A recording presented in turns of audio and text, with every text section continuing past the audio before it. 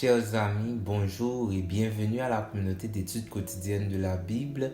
C'est toujours un plaisir pour moi de vous saluer chaque matin lors du partage de la méditation quotidienne pour adultes.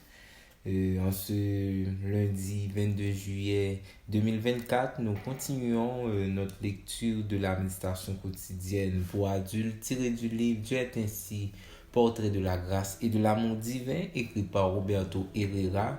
Et nous tenons à renouveler aussi nos remerciements à votre endroit pour votre fidélité à l'écoute et au partage de nos différents contenus, tout en espérant qu'il reste pour vous une source de bénédiction. La méditation du jour est intitulée « Notre avocat ». Si quelqu'un a péché, nous avons un avocat auprès du Père, Jésus-Christ le juste. 1 Jean 2, verset 1er. Que Dieu veut-il nous révéler de lui-même quand il s'identifie comme notre avocat?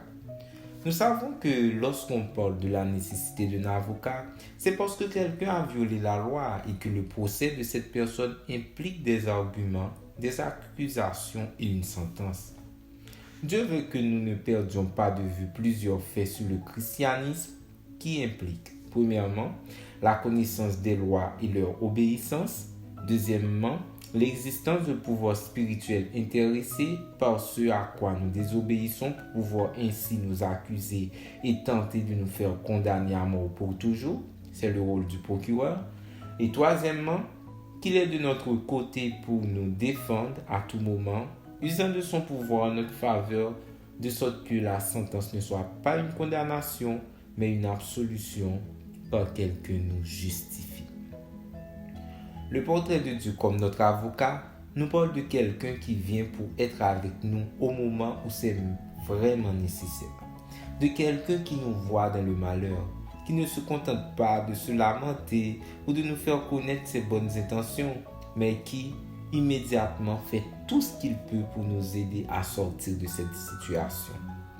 Dieu, notre avocat, est celui qui nous accompagne tout au long du processus du salut.